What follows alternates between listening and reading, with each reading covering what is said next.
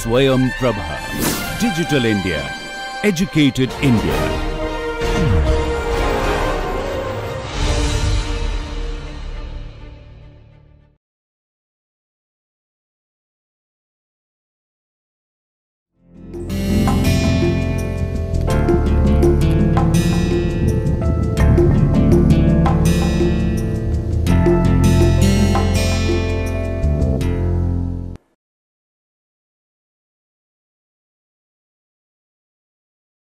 Welcome back. Inference, or rather the Indian inference, Anumana, is very central to this entire course. We started talking about counterbalance, the fallacy or the inferential defect called counterbalance, and we continue with that. Now, there are issues. We haven't actually resolved all issues that are associated with this fallacy or this inferential defect called counterbalance or counterbalancing. We'll see a few. Why is it there? It is there because there is inconsistency in the world of cognitions. How both pieces of cognition, X has cocynisticus, since X eats strawberries every day, and Y does not have cocynisticus, since Y eats blackberries every day, are generated by the same epistemic tool, which we call inference, that is Anumana, and very importantly, the equally strong Tulya Bala. They cause inconsistency when X is Y, right? When you put the same thing, when you plug the same thing in here and here, in both places. Otherwise, they're fine in separation. The Indian logician knew that the cognitive world is full of conflicts and inconsistencies.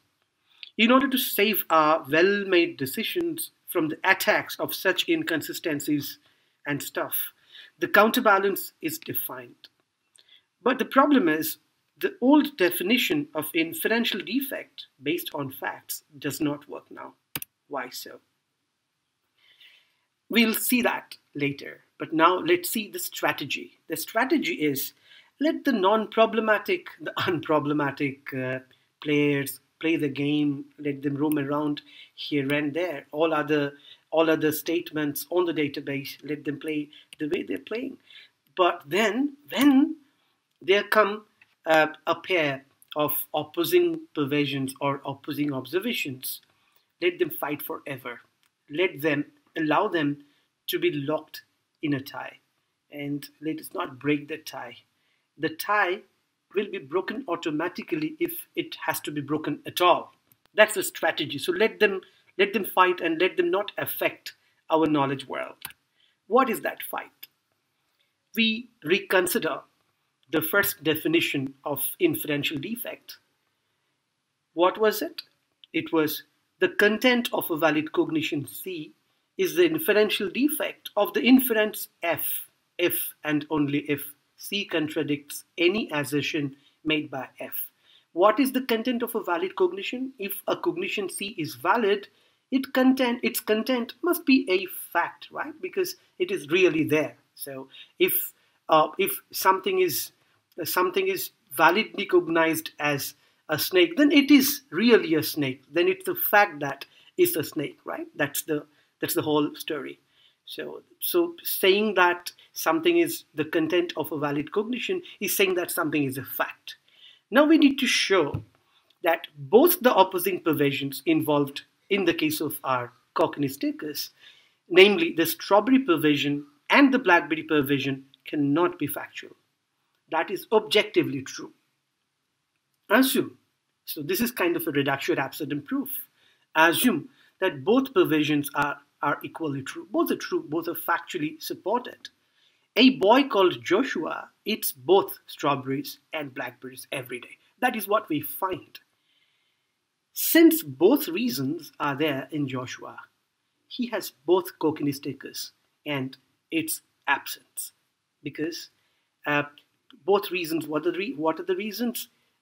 Daily consumption of strawberries and daily consumption of blackberries. Two reasons establishing opposing things, right? One, the disease and the absence of it. Since both are found in Joshua, this kid Joshua is supposed to have then both coccinus ticus and its absence.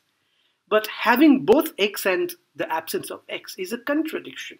Therefore, the assumption one, which is this both provisions are equally true, this assumption has to be negated. So, therefore, we must accept that both cannot have factual support. That is, both are not facts. That is, both are not true. So then we consider another definition. That is what we have to do. That is our def 2, which is the content of an uninvalidated cognition C, not any more valid. Uninvalidated cognition C is the inferential defect of the inference F, if and only if C contradicts any assertion made by F. What is an uninvalidated piece of cognition? The cognition C is uninvalidated if and only if the invalidity of C has not been confirmed. In Sanskrit, agrihita apramanyaka. We have seen this phrase before. So precisely it means that you give it some benefit of doubt. It seems to be right. It seems to be valid, and its invalidity has not been confirmed. But we cannot really consider it valid because of some problem. Because, as I said, when it unites with another piece of provision, there are problems, right? What is our issue? Is the new definition fine? Probably not. We shall perform a thought experiment with the definition of inferential defect, the new definition. What is it? Suppose, being a physician, John has observed that daily consumption of strawberries guarantees coccinus ticus, but he has not observed that each case of daily consumption of blackberries has been a case of the absence of coccinus ticus. He has not read any paper in medical journals about the second observation. When John sees Joshua, who eats both strawberries and blackberries every day, John concludes that the boy has the disease. Why? Because for John, the second observation is not something whose invalidity has not been confirmed. John would rather consider the observation invalid. For him, it has got no validity at all. Intuitively, there is something wrong with John here. He has personally failed to be updated. In this case, counterbalance is a defect only for those, it's very important, only for those who know that both the strawberry observation and the blackberry observation seem to work fine in separation. John does not know that the blackberry observation works fine in separation, right? That is where we say that this is the failure of being updated. That suggests a commonly accessible database for physicians, which is accessible, but John has not accessed that somehow for some reason. The stakeholders, physicians are the stakeholders in this case, right? So that's why we mention physicians. Now we digress. We just deviate a little bit from the current topic. We need to talk about something so that we can understand the topic well.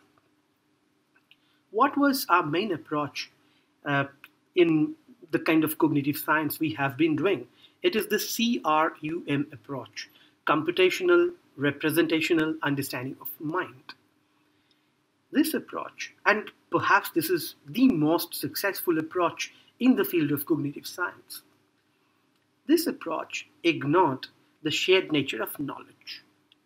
So I read a few quotes from Taggart's textbook, that is Mind's Introduction to Cognitive Science. It's from page 205. Just as cognitive science has tended to neglect the location of thinkers in their physical environment, so it has tended to neglect the interaction of thinkers in social environments. Sorry. Philosophy, cognitive psychology, and artificial intelligence have largely been concerned with the mental representations and processes that occur in individual thinkers. However, recent trends in each of these fields have pointed toward increasing appreciation of the social context of knowledge. This is very, very important. The social context of knowledge, that our knowledge should be contextualized. Then Taggart continues on page 212. This is the modified CRUM approach. This is about somehow augmenting it. Taking the social challenge seriously requires CRUM to acquire a somewhat different perspective on representations and processes. The function of mental representations is not just for them to be representations by and for an individual, but also for them to be shared and used collectively. We take a clue from this: collectively. We need some kind of a collective thing, right? This will be the point we buy from these slides. I'm not saying that Taggart has already said what we are trying to say, but we can see that we are somehow borrowing the spirit of Taggart's textbook here. And then he goes on: propositions, rules, concepts, images, analogies, and even distributed representations need to be transmitted from one individual to another. As I said, we take the idea of the collective from here. Knowledge and collective, right? And we see whether we can help clarify the idea of counterbalance. We get back to the Nyaya topic. My personal issue is, I have failed to find clarity in the views of classical Nyaya texts on counterbalance. Maybe it's my personal failure once again. Maybe I did not understand, but I did fail. No general definition of inferential defect covers counterbalance. This is my observation once again.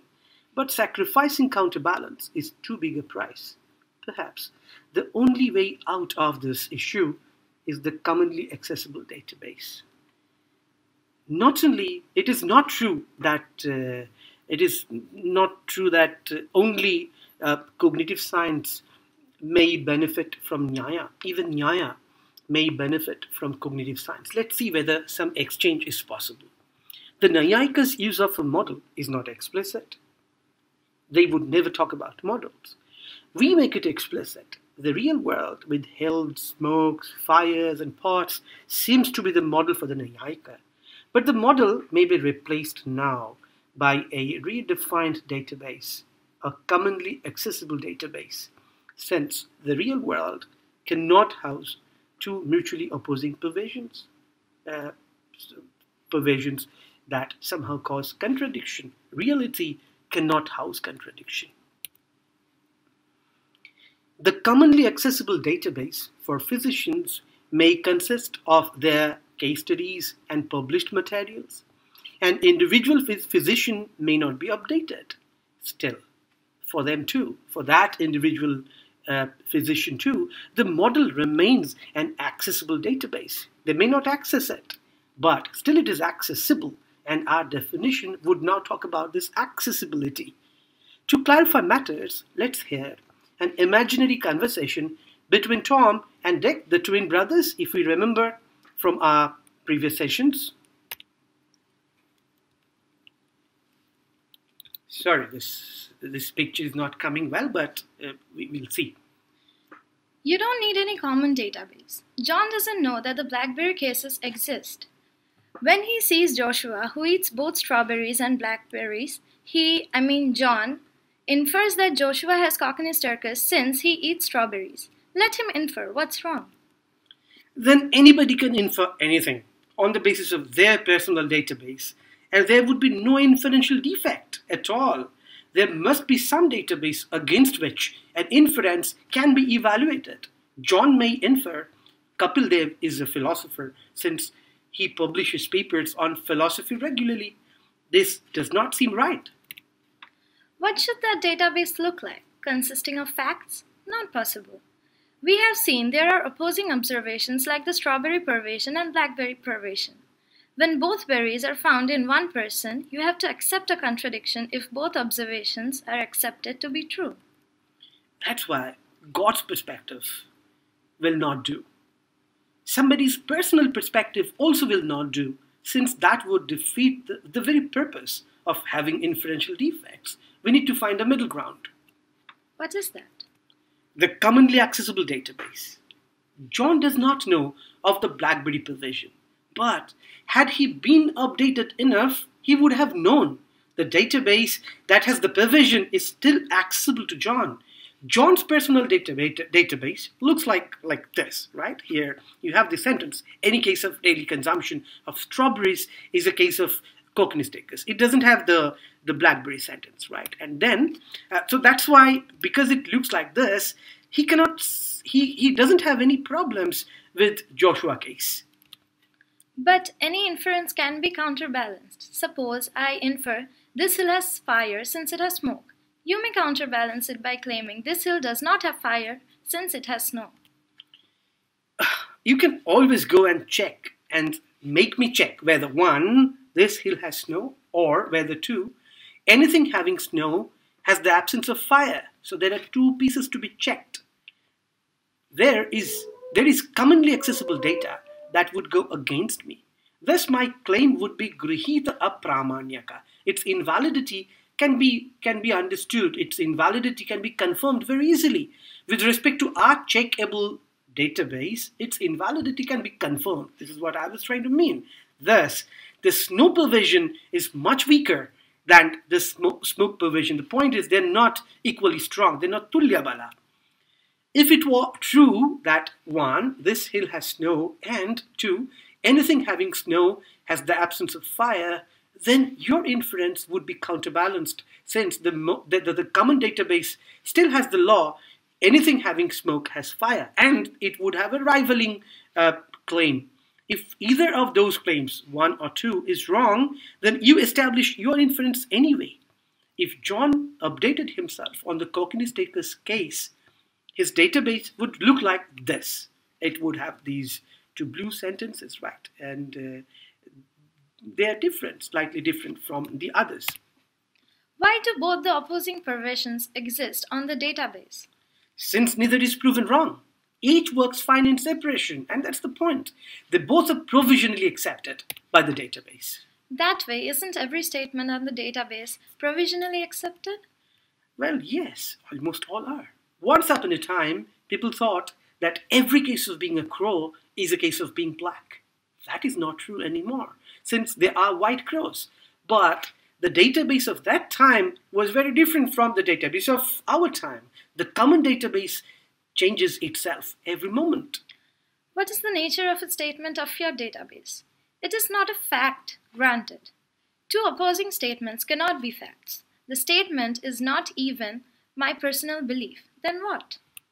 It is something that is provisionally accepted. Its falsity has not been confirmed by our common database. That is what I call agrihit apramanyaka. So is the well-established fact Taj Mahal is there in Agra. It has an additional feature. Its validity is well known, but this also is at the same time agrihit apramanyaka.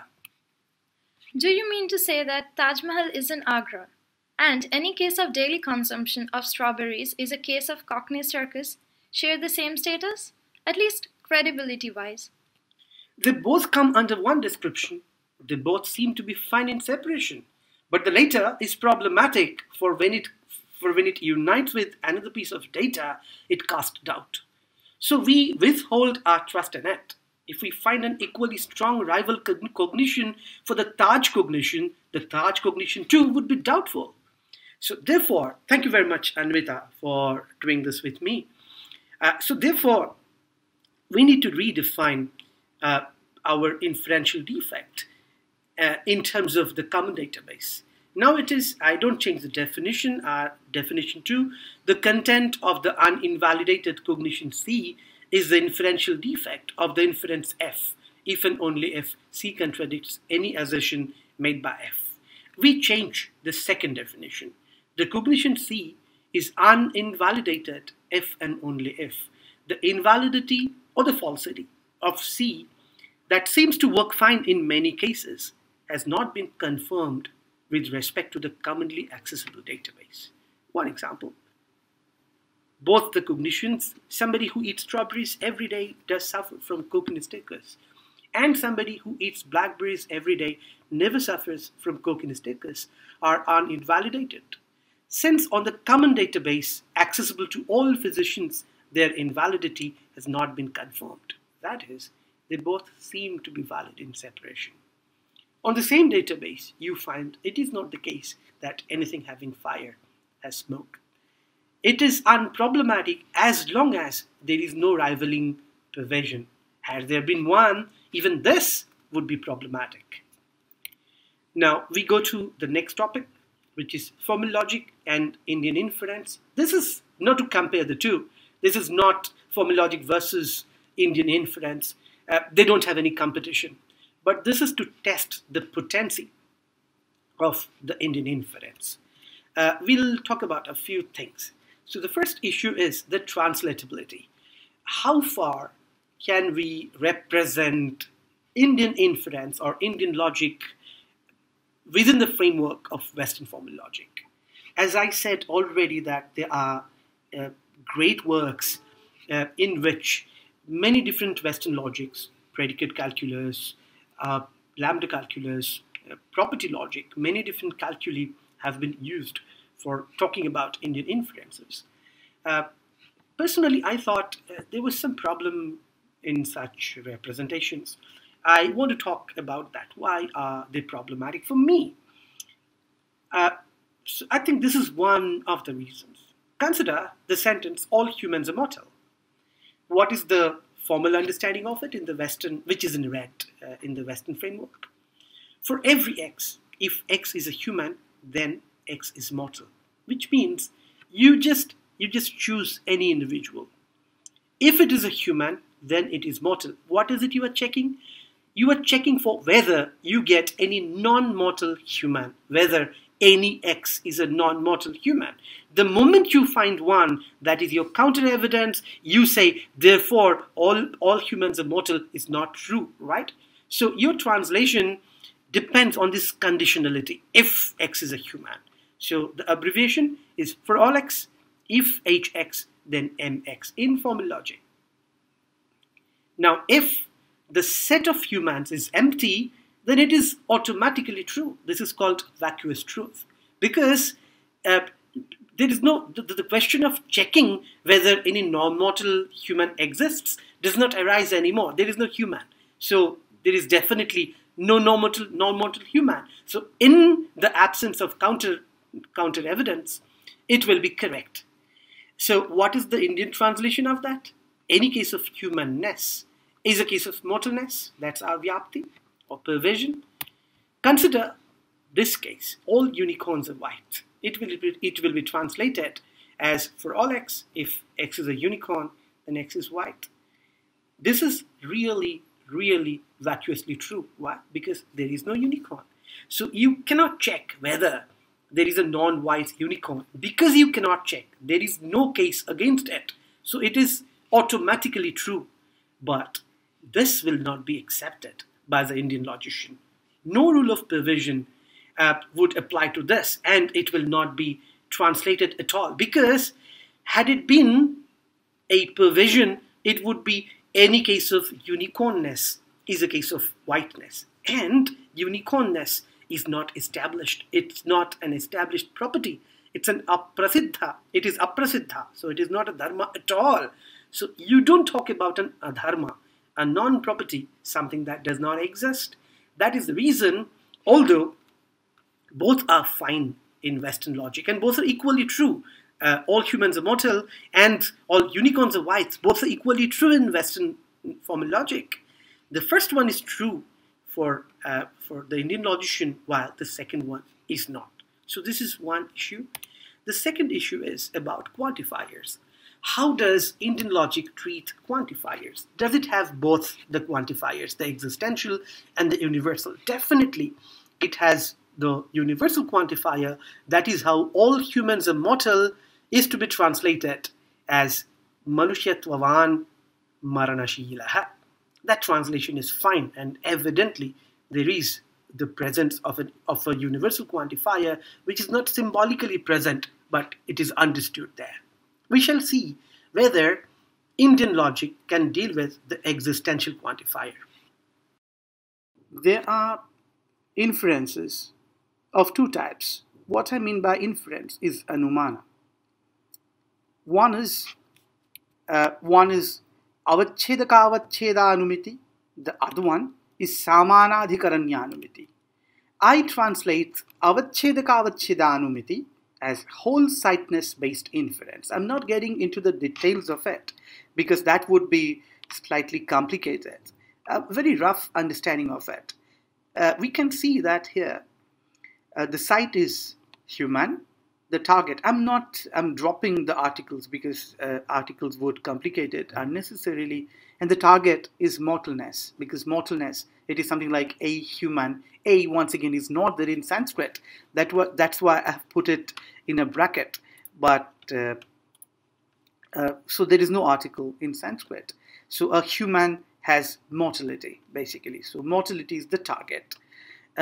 You can see that human has sightness, that is, the pakshatva is there in human, and the targetness, which is sadhyatva, is there in mortality.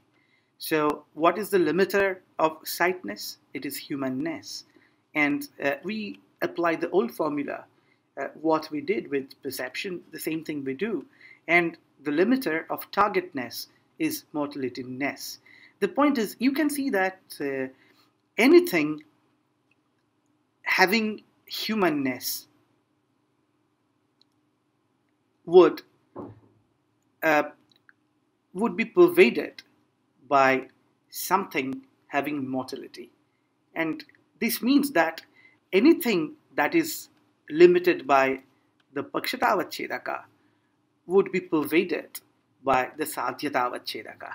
And that is the point we take up. So a very ordinary understanding of that is any case of being human is a case of having mortality. All humans are mortal. So somebody, so humans are mortal. So this would be a very gross way of putting it. And this is called avachedaka-avacheda-anumiti, where the pakshatavachedaka dharma, the limiter of this sightness, is pervaded by the limiter of the targetness.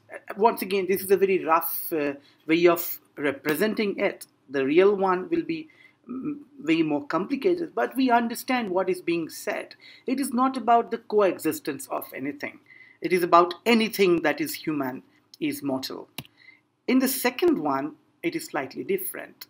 And this Western example, you see here in formal logic, some Indians are wise. Suppose we want to infer that. How does the inference happen?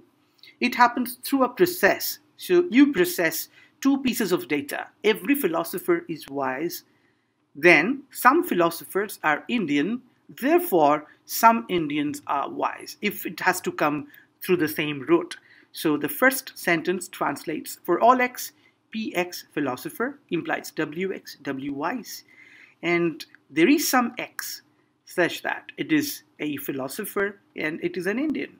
You have to show that there is some x which is at the same time Indian and wise. So how do we go about it? We first apply EI. Now I'm not getting, I assume that we know a bit of formal logic, so I'm not getting into it, the details and all that stuff. But if you have to do UI, that is universal instantiation, and EI both, we have to do the EI first. And the EI must have a new variable. You cannot use X. There are obvious reasons for doing that. I'm not getting into it. I assume that we understand. So we, after we instantiate it, existentially instantiate it, we get this thing, and then we universally instantiate the first premise, that is, for all x, px implies wx. We do it with respect to y, the variable already we have got, because there is the restriction on ui. It is universal. So if it applies universally, it applies to y. That is the idea. So then we do modus ponens. Py comes out, and this is py implies wy. So we get the modus ponens format here. We apply modus ponens on these two steps. We get wy, and then we add. We first separate this through simplification. We take iy out and then WY is already there.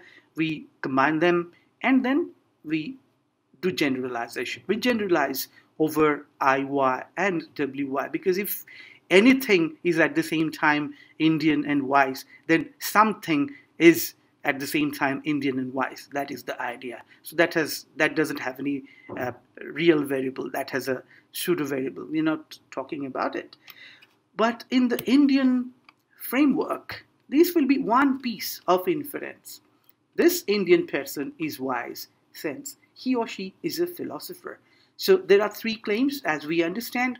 The Indian person, this Indian person is wise, which is the main inferential claim. And then this Indian person is a philosopher, which is the site location or site locatedness. And obviously the third claim is every case of being a philosopher is a case of being wise. That's the perversion claim, Vyapti. What is the coexistence? In this Indian personness and philosopherness coexist. So the inference is based on that coexistence. Now, so therefore, in this Indian person, there is wisdom. You can see that coexistence here also, right?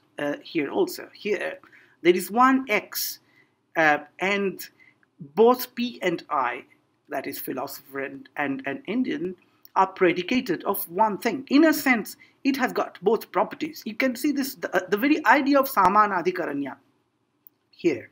So, so this is how Indian logic, Indian inference can actually achieve the result of this quantifier. Definitely it has the universal quantifier in a sense, that is, you can anytime use it, because whenever you say yatra dhumaha tatra vahnihi, or any case of smoke is a case of fire, you actually universally quantify it. But then the existential quantifier seems to be problematic, seems to be rare, but not so. Actually, every case like this hell has fire since it has smoke. Every such case is basically some kind of existential quantification. So we can deal with, so we can somehow test the potency of the Indian logic or the Indian theory of inference by comparing these cases. Now we go to the next topic, which is another reasoner. We have dealt with one reasoner, that is Anumana or inference. This is the second one, cognitive validator. I have translated Tarka as cognitive validator. What is a Tarka? So instead of using cognitive validator, I would use mostly Tarka, because it's handy and already it's an established word in the Indian framework, and it's very easy to pronounce for all of us. So, so the point is, it seems that the human cognitive system is created with a few a priori preferences. Some of the things it likes, it desires, and some of the things it does not desire. So blue things are desired things. So yeah, if you want, I would add here D, which means that these are desired. And then what are these things? We compare and we see. So these are desired once again, and these are undesired. These are things the system doesn't like.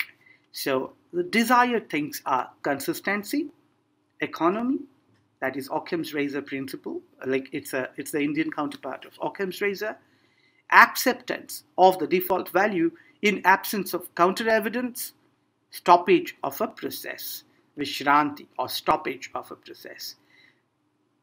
What are undesired elements? Inconsistency, basically contradiction, profligacy, which is opposite to economy, non-acceptance of the default value in absence of counter evidence, non-stoppage of a process.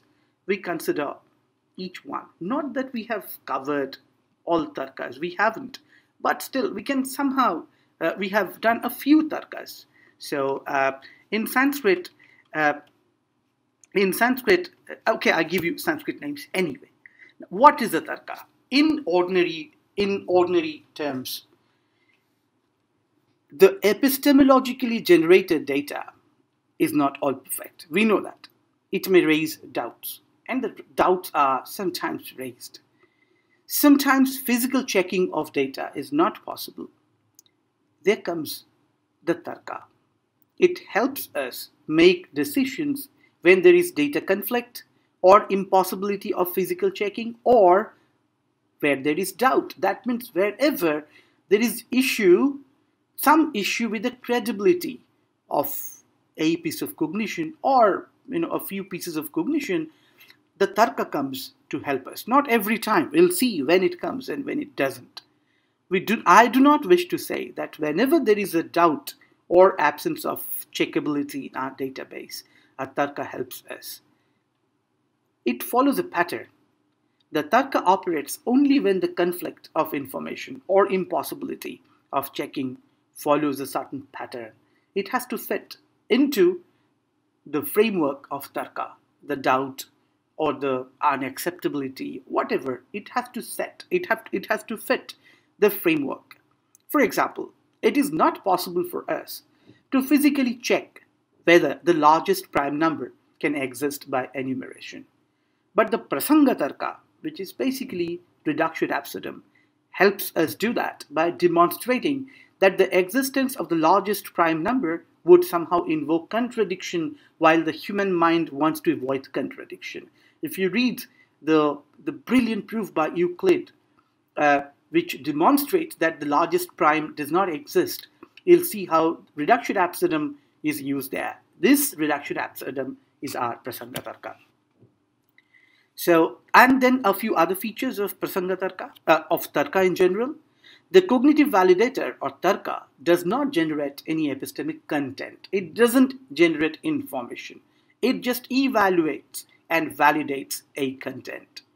Since the tarka does not generate any information, it is not part of the Indian epistemology in a strict sense. It is not part of the Pramana Shastra in that very strict sense, because Pramana means the tool that generates some information. I would call a tarka supra-epistemic, like supra-segmental in linguistics, in grammar. Although a tarka does not play an epistemic role, the set or a tarka sits on top of the epistemic system. We'll see that in a picture. And then, wherever there is informative conflict, a tarka manages the data. Thus, the datum that comes out of the deductive system does not disturb our database, which comes out with a problem, with an issue. A few tarkas. First of all, we see this reduction absurdum, prasanga. We give an example. Let us suppose, so we know that by adding 1 to a number, we get a larger number. Let us suppose that, so the point is, suppose somebody has a question. Does the largest number exist? Is there any number which is the largest? No other number is larger than that.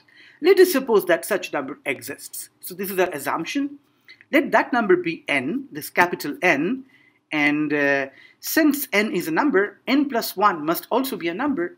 But our original supposition, that is this, was that no number is larger than n. Sorry, I mean, which was this, the initial supposition, and there is another assumption. Thus, by assuming that the largest number exists, we are led to an absurd position that is marked by a contradiction. That is, no number is larger than n, and n plus 1 is larger than n. Because by adding 1 to a number, you get a larger number, and that applies to every number. So if you assume that n is the largest number, then there is this very contradictory thing. An assumption that leads one to contradiction must be wrong. This assumption, which is 1, the largest number exists and n is that number. Hence, its denial must be right. Therefore, we conclude that there is no largest number. The cognitive validator that rejects the absurd assumption and establishes the denial of the rejected assumption is the prasanga tarka. So basically the idea is you assume A, and if you are led to alpha and neg alpha at the same time, that is contradiction, you assume that A is not true, which means that neg A must be the case, right? This is reduction absurdum. We go to the next one, infinite regress or anavastha tarka. So here is an example. Instead of talking about each and every definition, we can go by examples. The theory. In order to apprehend a cognition, one needs another cognition is to be rejected by anavastha tarka. Because this theory will not allow one to rest anywhere, to stop anywhere, that is Vishranti, and apprehend a specific cognition. How? So assume that this theory is correct. In order to apprehend a cognition, one needs another cognition. Then, in order to apprehend the cognition C, one needs D. And in order to apprehend D, one needs E and ad infinitum. There is no end to it. Thus, this tarka rejects theories, but we have seen that we do cognize things. And remember how Aristotle defines a proof? A proof must have finite steps. If a proof has infinite steps, it is no proof. It doesn't matter whether the solution is there or not. The point is, it has to be finite, right? So this is for this finitude, that every process must be a finite process. Otherwise, infinite processes are not calculable for us, at least not all of them. Thus, this tarka rejects theories, basically at the level of theory formation.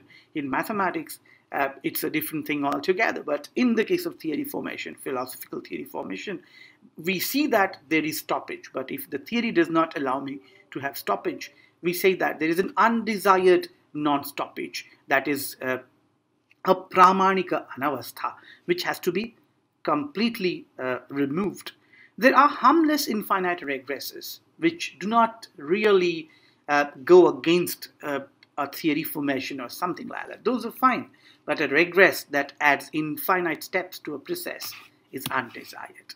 And then finally, very important, economy and profligacy, Laghava Gaurava. Let us compare the following theses. Both are true. A, all young humans are mortal, and all middle-aged humans are mortal, and all old humans are mortal. This is true, and equally true is the cognition, all humans are mortal. But which one is to be taken? This is heavy, so this is profligate. Occam's razor chops it off. Both A and B seem to be true, yes. Still, the Laghava Gaurava Tarka compares the two theses and prefers B to A, B over A, since B is more economical than A. Although they are equally efficient and both are generated, both can be generated through perception. Perhaps both are generated. But then we see the result after Occam's razor, that is Laghava Gaurava Tarka, has chopped one option, the heavy option. Some problems of translation can be solved by using it. We will see this later. Now we go to the last tarka of the series, that is Utsarga Apavada Tarka. What is it? I know that Tom is trustworthy and his senses are working fine. That being the case, I'll accept whatever Tom states by default. I will not accept his statement. That means there are exceptions only when there is a strong opposition. There is strong counterexample. Suppose he tells me that there is no Taj Mahal in Agra and I go and see it there. Here my perceptual evidence against Tom's testimony is apavada. The Utsarga Tarka, or the default value argument, makes me accept Tom's statement, whereas the apavada Tarka tells me when I should not do so. So the point is, accepting some valid thing, at least some otherwise valid thing, in the absence of any counter evidence is Utsarga. And then whenever there is a stronger counter evidence, I do not accept that. That is my apavada. So these are the few tarkas we talked about. Then we go to the grand narrative, the grand picture as to how we can make a model. Now, this is not what the Nayayika would give us. They're not supposed to. This is what we have to create. This model of computation and also representation, we are mostly concentrating on computation here, and also the causality of it, right? Everything is causally decided. Something causes something, and then something happens, and all that stuff. We see the interplay of cognitions in it. And this is an open-ended model. This is our model. So we have several things here. we have the knowledge area. So basically, it's the personal database of one human subject, and it has the generation area, inference, and pratyaksha. Perception, we sort of imagine that perception happens this way, this way, this way, and all that stuff. This is the inference area. So this is the genesis area, and this is the evaluation area. And so this is the production area, and this is the evaluation area, and this is the database. What finally comes out of it. So first, okay, let's put it this way. Let there be a piece of perception, and if there is no problem, it is all fine. There is nothing to contradict it. You don't have to evaluate it because it is unproblematic. It goes directly to the knowledge area, and it is stored in the memory. Now the database has it. Suppose there are two pieces of perceptual data, and they are to be processed. Let there be three pieces. The number of pieces is not important, but there are some pieces of data. They go to the inference area for processing. They can be anything. They can be this hill has smoke, and anything having smoke has fire. They can be anything. So then they're processed. Now this is the instantiation process. Inference means the general format S has T, since H. That's it, nothing else. So the instantiation is the processing that takes place. As a result of that, this new thing, this yellow thing, is born. Now it tries to get out of the inference area, the production area. It tries. But then, if there is nothing to obstruct it, it's okay. But if there is a piece, like for here, K4, which is somehow opposing it, it can be any Hitwabhasa. It can be, now this is a piece of established data, and it opposes somehow this inference. That is any limbs of this inference. If this happens, then one door is closed. So one door, let it be deviation, let it be opposition, let it be anything. The point is now it cannot go out to infect the knowledge system. The generation is not blocked. This is very, very important. In Western logic, there are a few axioms. So that's the idea of axiomatic system. A few axioms, and then you have some rules. So rules are like recipe. Now by using those axioms, which are like ingredients, and then by following rules, recipes, you cook up theorems. You cannot cook up a wrong theorem. It is not possible. But in the Indian framework, you can cook up any inference. It doesn't matter. You can cook up this hill has fire since it has smoke. You can also cook up this hill has fire since it has fire, which is rubbish. If it is rubbish, then it would be opposed by something from the knowledge area and finally be blocked. Blocking is a very central idea here. And then suppose two other pieces of data are generated somewhere. We don't know what kind of data, but anyway, two pieces of data, this one and this one. And now some doubt is raised about them. We find them problematic. We don't know which one is. So there is some kind of competition, and we are not very happy with it. What happens is they both go to the evaluation area.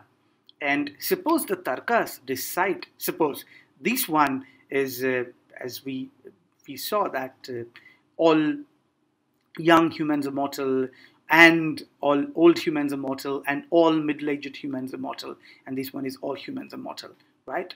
And then tarkas would evaluate that. In this case, suppose this is Laghava Gaurava Tarka. This is Occam's razor. With the razor, actually, with the sword, it cuts this off, and this one. So it cuts one thing off, right? It cuts the heavy version. I said this is heavy. I forgot. So this is the heavy thing. It chops this heavy thing off. And then the other thing, the non-heavy thing, goes to the... So assume now this is the non-heavy thing. I don't know which one is which one. So it goes to the knowledge area. This is how this knowledge area gets enriched. Let's concentrate now on this knowledge area. What does it mean? Definitely the Nayayika, the logician, does not talk about this knowledge area.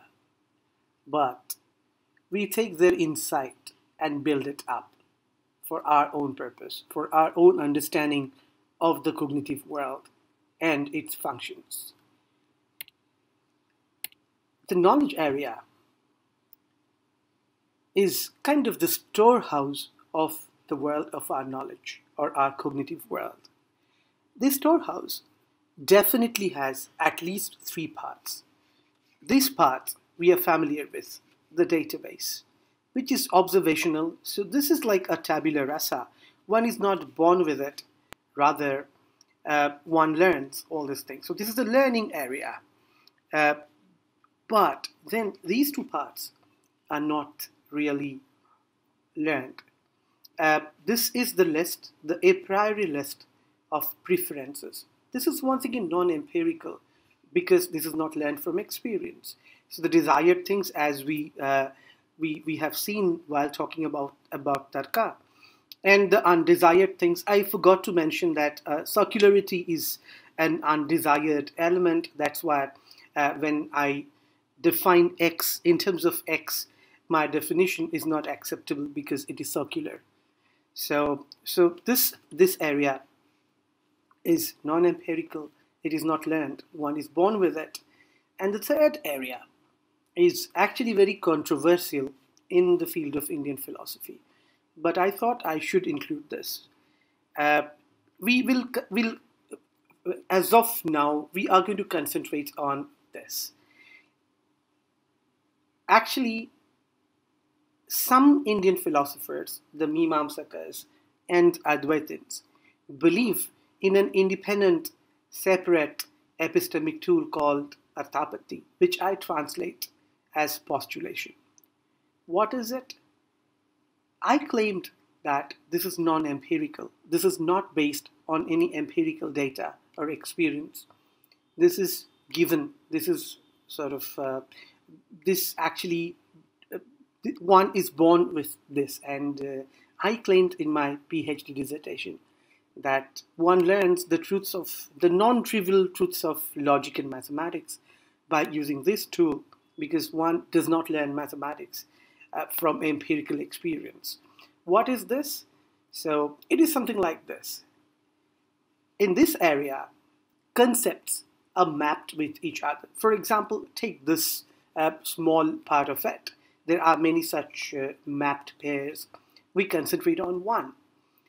Existing while not being at the point P, that is one concept, and being at non-P, that is another concept. Definitely something that exists and something which is not there at the point P must be there somewhere else.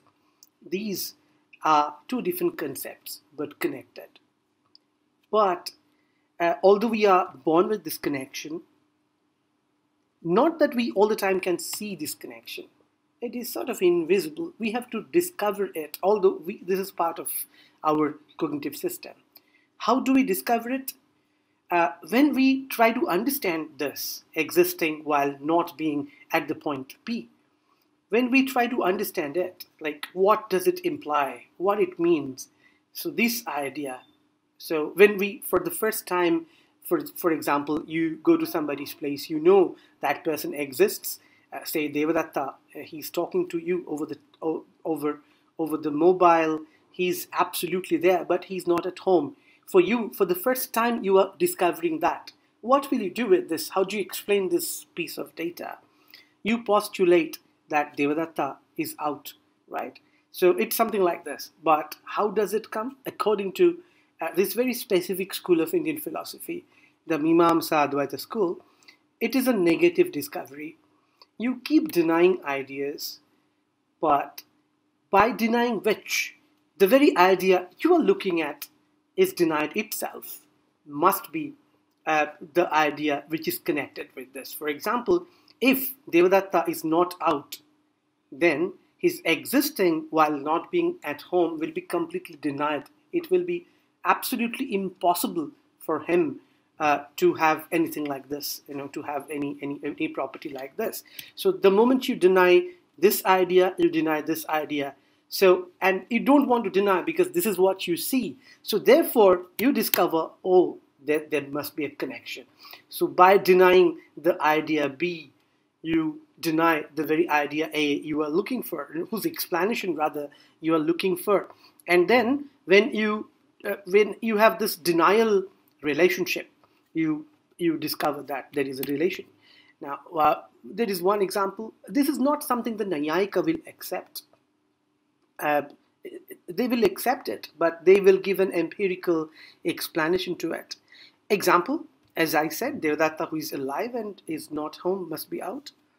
Now, the point I want to make is, according to the Mimamsaka and the Advaitin, is the strongest epistemic tool, and it overrides perception and empirical inference. That is how mathematics is such an overriding instrument in Siddhanta Darpana, which is a 14th, 15th century text of Indian mathematics. Bija Ganita, it's an algebra text.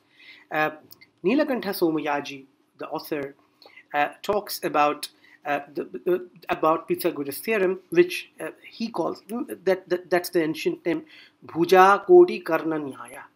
He says that all this understanding is from yukti, not from scriptures.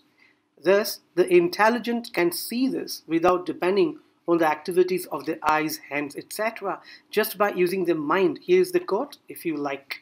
Iti etat sarvam yukti moolam eva, natu agama moolam. Tataha pratibhajusham chakshu hastadi vyaparang vina manasa nirupya evam nirnetum shakyam.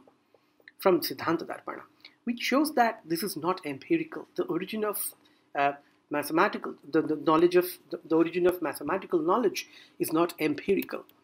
And so the Indians knew it. And another feature of it is, when you know something through postulation, your knowledge becomes so confident that it would completely destroy some other cognition that opposes it, even perception. That creates kind of a hierarchy. A piece of perception may destroy a contradictory piece of inference. For example, look at this. You infer that Kaline is black since it is a crow. But the moment you perceive a white crow, your inference is gone. You completely revise your stand. You say your inference is wrong because here is a piece of perception that goes against it. And postulation is a stronger tool, right? It defeats it defeats perception. How? Even if you physically measure and find that the sum of three angles of a triangle is 179 degree, you don't believe, since you get to know that the sum of three angles of a triangle is 180 degree through postulation. So there are two sides to it. One, its non-empirical nature, and two, its strength, the highest strength it has, according to one specific school of Indian philosophy. But we include it because Indian mathematics heavily depends on this. So upapatti, or proof in mathematics, is basically an act of yukti, which perhaps is another name for postulation. Now we shall see applications of the tools we have talked about. First of all, learning. Very, very important. Once again, we get back to the knowledge area. I already said this part is empirical and this part is a tabula rasa. So this is how we can see a combination of trends. In Western philosophy, normally a rationalist school is not empirical, and an empirical school is not rationalist, right? But here you see a combination of this. Some of the tendencies, some of the rationalistic tendencies are present in Indian philosophical schools. That the presence of those does not exclude the possibility of having empirical tendencies. For example, these parts are sort of rationalistic. These are given. But then this part, the database, is not given, as I said. One is not born with this. One writes all these things through experience. What else is learning? Learning is basically enriching this database. So we can look at learning as enriching our database, which was not there when we were born. And there are two other areas which we already talked about. And then explanation. How does this model, this cognitive model, explains things? Here is one ancient example from a canonical Mimamsa text by Kumarila Bhatta. It's called Shlokavartika, verses 17-18. It's on the chapter.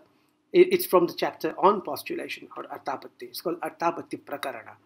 So I'm not quoting the text, which is in very classical Sanskrit. The point is, I see that the water surface of our river has risen. Why? I want an explanation for that. We shall see how here our model helps us. There was no rainfall in my area, so then what is the reason? I have observed. So there is no observable mark. What do I do in this case? I have observed that when there is rainfall in an area which is higher than my area, so look at this. This is my area, and then there are higher areas. So whenever there is rainfall in a higher area, an area which is connected with my area by the same river, this very river, the water surface of our river rises. Therefore, a higher area had rainfall yesterday or the day before yesterday. This is how you explain an event by using the model we already have talked about. Language, a very, very important thing where we use all our tools. We will see how a combination of tools can be used in the field of language learning, or in general in the field of linguistic understanding. We are going to use the combination of inference, that is empirical inference, and the economy tarka or the Laghava tarka. And we are trying to look at a problem which is very well studied. If you are familiar with Western philosophy, then you would somehow read Quine and his Gavagai problem here. So this is from N. Guha and his paper. It's called The Sturdy Theory of Truth, which was published in Journal of Indian Council of Philosophical Research. The problem goes this way. Ram goes to an unknown land where the native speakers, who are trying to teach him their nouns, point at a small cow and utter pasu. Then they point at a medium-sized cow, a huge cow, a black cow, a white cow, a red cow, and a green cow, and each time utter the word pasu. For us, it is natural to think that the word pasu means cow. But why is this natural? Why this question is raised, right? So what is the issue here? The issue is this. It may also mean a quadruped animal, or a tailed animal, or a horned animal, because a cow is all these things. But how is it? We think that cow is the meaning of the word pasu. It of course does not mean a red or big animal, since they pointed at cows of different colors and sizes. So because colors and sizes vary, we are not considering those. We consider those which follow the word pasu. What are those? So from his observation, Ram concludes that any case of the utterance of pasu involves cowness. Any case of the utterance of pasu involves quadrupedness. And any case of the utterance of pasu involves tailedness. We could have included hornedness. We could have included many other things. So here is a correlation. But, so here is your inference, the observation-based inference. Then comes tarka, the Laghava tarka.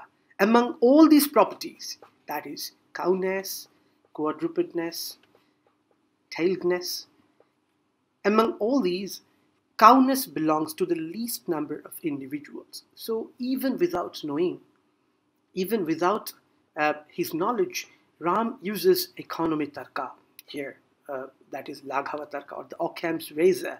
He chops off properties that would belong to larger number of individuals. Thus, cow becomes the natural option because it is there in the least number of individuals. The real meaning of the word is not the issue here. The issue is Ram's natural behavior based on tarka, actually the mixed model tarka and inference.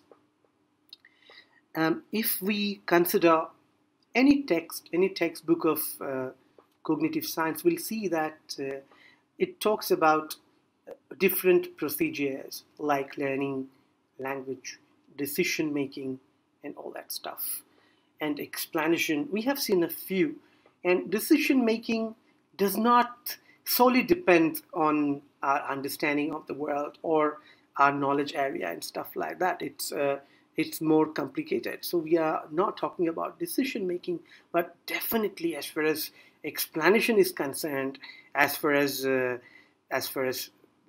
even planning is concerned, we haven't shown any.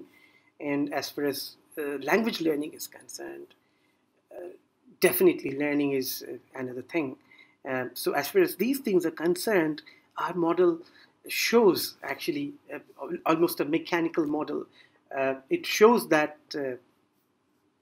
the cognitive system, I don't call it mind because we don't call it, it's not mind for us. Mind is one tiny part of it. The cognitive system, rather, not even the brain, because we don't know, Indians are not, classical Indians do not really talk about the brain. So neither the mind nor the brain, but the cognitive system. The system, how the system can account for these phenomena. And in the next session, we'll talk about linguistic rules and grammar and meaning and stuff like that. So here, now, yeah, goodbye. See you again. Thank you very much.